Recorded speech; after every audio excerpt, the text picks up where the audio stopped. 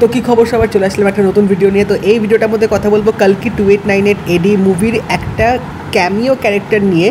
যে ক্যারেক্টারটা কিন্তু একটা গল্প কিন্তু এখানে উঠে আসতে পারে এবং সেই ক্যারেক্টারটা কিন্তু একটা পার্ট 2তে গুরুত্বপূর্ণ ভূমিকা কিন্তু পালন করতে চলেছে। কারণ মহাভারতের নিরিখে যদি ধরা হয় তাহলে কিন্তু এই ক্যারেক্টারটা কিন্তু ফিল্মের মধ্যে একটা ইম্পর্টেন্ট রোল আছে। তো তার আগে বলে রাখি, তোমরা যদি এখনও অবধি মুভিটা না দেখে থাকো তাহলে প্লিজ এই ভিডিওটা স্কিপ করে যাও, আর যদি মুভিটা দেখে থাকো তাহলে অবশ্যই এই ভিডিওটা দেখো। কারণ আমার মনে হয় এই ক্যারেক্টারটাকে নিয়ে সেরকম হয়তো এখনও সচরাচর অতটাও কথা হয়তো ওঠেনি, যতদূর মানে আমি দেখতে পেরেছি সোশ্যাল সাইটে বা অন্য কোনো জায়গাতে।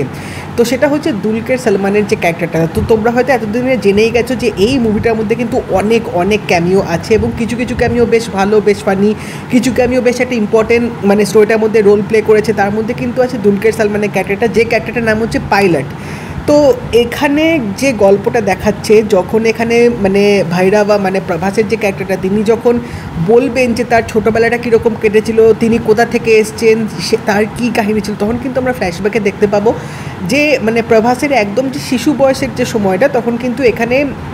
দুলকার সালমানের যে ক্যারেক্টারটা, তার নাম হচ্ছে এখানে পাইলট, তিনি কিন্তু তাকে এখানে অ্যাডাপ্ট করবেন এবং অ্যাডাপ্ট করার পর কিন্তু তিনি তাকে ছোট থেকে বড় করবে এবং আমরা দেখতে পাই যে তিনি কিন্তু তাকে রীতিমতো ট্রেন করছে, অনেক কিছু তাকে শেখাচ্ছেন, তাকে কিন্তু ক্যারেক্টার ওয়াইজ, নেচার ওয়াইজ অনেক কিছু কিন্তু ট্রেনিং দিচ্ছে। এবার এখানে একটা দেখার ব্যাপার আছে, তোমরা যদি ফিল্মটা ভালো করে দেখে থাকো, দুলকার সালমানকে যখন ফার্স্ট টাইম স্ক্রিনে দেখাবে, যখন একদম প্রভাস যে ক্যারেক্টারটা যখন একদম বাচ্চা বয়সী, তখন তার যে রূপটা বা তার যে মেকআপটা তাকে ওই মানে যেরকম একটা বয়সে দেখানো হয়েছে, যখন প্রভাসের ক্যারেক্টারটা মোটামুটি বড় হয়ে যাবে এবং তিনি যখন ছলচাতুরি করে এখানে দুলকার সালমানকে ওই কমপ্লেক্সে মানে অ্যারেস্ট করে দেবে, তখনও কিন্তু দুলকার সালমানের ওই রূপটা কিন্তু বা ওই বয়সটা কিন্তু একদম সেম, মানে দেখে মনে হবে তার বয়সটা হয়তো বাড়েনি বা সেরকম কিন্তু তোমরা ব্যাপারটা বুঝতে পারবে না। এবার এখানে যে জিনিসটা আমার মনে হচ্ছে, যে জিনিসটা উঠে আসছে, সেটা হচ্ছে এই ফিল্মটার মধ্যে কিন্তু মানে দেখিয়ে দিয়েছে যে ভৈরাবাই হচ্ছে কর্ণ, যারা তোমরা ফিল্মটা শেষে তোমরা হয়তো বুঝতে পারবে কর্ণর যে অস্ত্রটা আছে সেই অস্ত্রটা তিনি ধরে রীতিমতো একদম পাওয়ারফুল হয়ে যাবেন এবং ওই অস্ত্রটা তিনি ইউজ করতে পারবেন। তো সেখান থেকে কিন্তু কর্ণর সাথে ভৈরাবার কিন্তু একটা কানেকশন উঠে আসছে। এবার এটা হয়তো আরও পার্ট 2তে এক্সপ্লোর করবে, বাট এখান থেকে কিন্তু আরেকটাও গল্প আসছে, যদি কর্ণর রিইনকার্নেশন বা পুনর্জন্ম যদি ভৈরাবার ক্যারেক্টারটা হয় সেই হিসাবে যদি দেখায়, তাহলে কিন্তু বলা যেতে পারে যে দুলকার সালমানের যে ক্যারেক্টারটা মানে পাইলট, সেই ক্যারেক্টারটা হয়তো ভগবান যে পরশুরাম আছে, যিনি কর্ণকে মানে শিখিয়েছিলেন, কর্ণ যার শিষ্য ছিল মহাভারতে, সেটাই কিন্তু এখানে একটা প্রবেবল থিওরি কিন্তু সেরকম উঠে আসছে। কারণ তোমরা যদি মানে মহাভারত পড়ে থাকো, একটু যদি তোমরা নেট ঘেঁটে থাকো, তাহলে তোমরা জানতে পারবে যে এই যে ভগবান পরশুরাম, তিনি কিন্তু বিষ্ণুর একটা অবতার, মানে মহাভারতে কিন্তু তার যথেষ্ট রকমের একটা গুরুত্বপূর্ণ ভূমিকা আছে। কারণ তিনি কিন্তু এরকম অস্ত্রচালনা শেখাতো, মানে যেরকম হয় না যে মানে ট্রেনিং দেওয়া, এরকম কিন্তু তিনি করে আসতো এবং কর্ণ কিন্তু তার ওয়ান অফ শিষ্য সেরকম কিন্তু ছিল বলা যেতে পারে। এটা কিন্তু মানে মহাভারতে কিন্তু আছে বা তোমরা নেটে ঘাটলে কিন্তু পেয়ে যাবে। বাট এখানে আরেকটা জিনিসও যেটা উঠে আসছে, যেহেতু পরশুরাম বিষ্ণুরই একটা অবতার, পরশুরাম কিন্তু ইমর্টাল ছিল, তিনি কিন্তু মানে কখনো মারা যাবেন না বা তার বিনাশ হবে না এরকম কিন্তু কোথাও লেখা নেই। তো সেই হিসাবে বলতে গেলে এখানে যে দুলকার সালমানের যে ক্যারেক্টারটা যদি দেখিয়েছে, মানে একদম তিনি প্রভাসকে অ্যাডাপ্ট করছেন, তখন তার যে বয়সটা,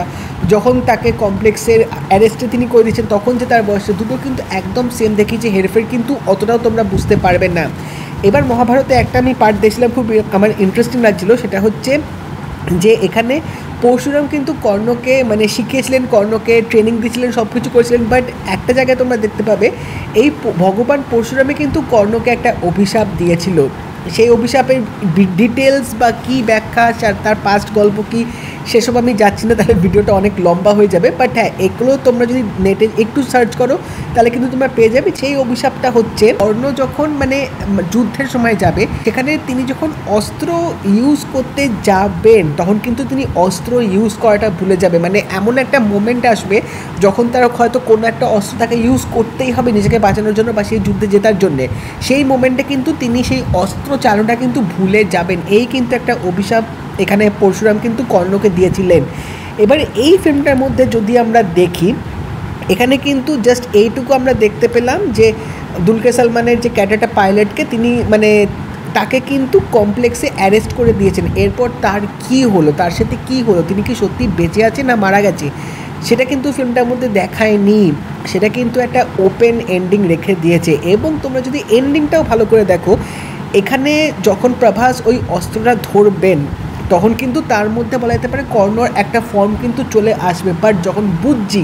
তাকে এসে যখন ডাকবে ভৈরবা বলে, যখন ডাকবে, যখন বলবে যে এই মেয়েটাকে নিয়ে যেতে হবে, তখন কিন্তু তিনি আবার মানে ওই ভৈরবা ফর্মে চলে আসবে এবং কিন্তু তখন তিনি কিন্তু পুরোপুরি তার যে ক্যারেক্টারটা সেই ক্যারেক্টারিস্টিক্সে কিন্তু চলে আসবে এবং তিনি কিন্তু তখন অস্ত্রটা ইউজ করতে ভুলে যাবে, তখন কিন্তু তিনি অস্ত্রটা ইউজ করবেন না। তো এবার এখানে দেখার ব্যাপার হচ্ছে যে এই অভিশাপটা কি সত্যি মানে তার ক্যারেক্টারটার ওপর কি আছে, কি দিয়েছে নাকি দেয়নি, বা এরপর কি হয় সেটা কিন্তু একটা পার্ট টুতে বিশাল বড় একটা কোশ্চেন মার্ক কিন্তু থেকে যাচ্ছে। কারণ এই পাইলট ক্যারেক্টারটার যদি মৃত্যু না হয়, যদি তিনি মরে না যান, তাহলে কিন্তু তিনি এখনও কমপ্লেক্সে আছেন এবং একদিকে দেখতে পাচ্ছি যে ভৈরবাও কিন্তু আস্তে আস্তে সেই কর্ণের মানে ফর্মটা বা ওই পুনর্জন্ম ব্যাপারটা কিন্তু উঠে আসছে। তো এবার কি হয় যদি এখানে পাইলটের ক্যারেক্টারটা যদি পার্ট টুতে ওই কমপ্লেক্স থেকে ছাড়া পেয়ে যদি বেরিয়ে আসে, কারণ কমপ্লেক্সের কিন্তু যে মেন ভিলেন সে হচ্ছে কমল হাসান এবং এখানে তোমরা দেখবে যে শাশ্বত যে ক্যারেক্টারটা আছে তিনি কিন্তু অলরেডি মারা গেছেন এবং ফিল্মের শেষে কিন্তু কমল হাসানের ক্যারেক্টারটা বলছে, ইয়াসকিন বলছে যে এবার তিনি কিন্তু নিজেকে দীপিকা পাডুকোনকে কিন্তু তিনি খুঁজে আনবেন। এবার এখানে একটা প্রশ্ন থেকে যাচ্ছে, যেহেতু পাইলট এখানে ভৈরবাকে ছোট থেকে মানুষ করেছে এবং পাইলট কিন্তু অ্যাকচুয়ালি ভৈরবার কিন্তু মানে স্টেট অফ মাইন্ড বা তিনি কিন্তু জানে যে এই ছেলেটা কীরকম, এর ক্যারেক্টারিস্টিক্স কীরকম, কারণ এখানে কিন্তু মানে ওই বাউন্টির জন্য কিন্তু তখন ওই ভৈরবা পাইলটকে কিন্তু জেলে মানে অ্যারেস্ট করিয়ে দিয়েছিল। তো তিনি কিন্তু ভালো করে জানেন যে এ কীরকম কাজ করতে পারে। তো এখানে একটা মানে পয়েন্ট চলে আসছে, যদি ইয়াসকিন কোনো মতে জানতে পারে যে ওখানে পাইলট মানে বন্দি আছেন এবং পাইলট আর ভৈরবার মধ্যে একটা কানেকশন ছিল আগে থেকে, তাহলে কিন্তু তিনি পাইলটকে ইউজ করে কিন্তু ভৈরবার কাছে কিন্তু যেতে পারেন এবং সেটা যদি হয় এবং এখানে যদি সাপের ব্যাপারটাও আসে মানে সেটা কোনোভাবে যদি দেখায়, তাহলে কিন্তু প্রিটি মাচ একটা ইন্টারেস্টিং ব্যাপার কিন্তু হতে চলেছে। কারণ এখানে কিন্তু এখনও মানে যে ফাইনাল ব্যাটেল ইয়াসকিন ভার্সেস অশ্বত্থামা বলা যেতে পারে বা ইয়াসকিন ভার্সেস এখানে যে ভৈরবার যে একটা ফেস অফ বা ব্যাটেল যাই হোক না কেন সেটা কিন্তু বাকি আছে এবং সেই ব্যাটেলে যদি ভৈরবার ওই অস্ত্র পরিচালনা করার জিনিসটা তিনি যদি ভুলে যান, তাহলে কিন্তু বিশাল বড় একটা মানে কাহিনী বা একটা মোমেন্ট, একটা সিন কিন্তু হতে চলেছে এবং এগুলো কিন্তু রীতিমতো আমার অ্যাজাম্পশন, আমি আগে থেকে বলছি এগুলো কিন্তু থিওরি, আমার মনে হচ্ছে এরকম কিন্তু হতেও পারে। এবং এই যে পরশুরাম ভগবানের যে চরিত্রটা বা ক্যারেক্টারটা সেটা আমার এই দুলকার সালমানের এই জিনিসটা দেখে মনে হলো, কারণ এখান থেকে আমি কিছু জিনিস কিন্তু কানেক্ট করতে পারছি, যেহেতু ভৈরবার ক্যারেক্টারটা কর্ণর সাথে এখানে দেখানো হয়েছে। তো সেখান থেকে বলা যেতে পারে যে ওই মানে পাইলটের ক্যারেক্টারটা কিন্তু পরশুরাম ভগবানের সাথে কিন্তু একটা কানেকশন বা একটা সিমিলারিটি কিন্তু থাকতে পারে, কারণ যেহেতু তাকেও ট্রেনিং দিয়েছেন। তো সেখান থেকে কিন্তু একটা আমার অ্যাজাম্পশন, একটা মানে থিওরি কিন্তু উঠে আসছে। তো পার্ট টুতে কিন্তু বিশাল বড় একটা ক্যানভাস, বিশাল বড় স্টোরি কিন্তু হতে চলেছে এবং অনেক কিছু থিওরি, অনেক কিছু প্লট কিন্তু এখনও পার্ট ওয়ানে উঠে আসছে,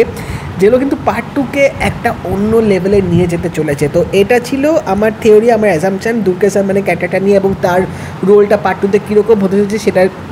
সেটার একটা এক্সপ্লেনেশন তোমাদের দেওয়ার চেষ্টা করলাম। তোমরা অবশ্যই জানিও তোমাদের কী মতামত আছে এবং যদি এই ভিডিওটা ভালো লেগে থাকে লাইক করে দিও, শেয়ার করে দিও, চ্যানেলটা কিন্তু অবশ্যই সাবস্ক্রাইব করে দেবে, নোটিফিকেশন বেলটা কিন্তু অবশ্যই অল করে দিও। তো দেখা হবে পরের ভিডিওতে, বাই।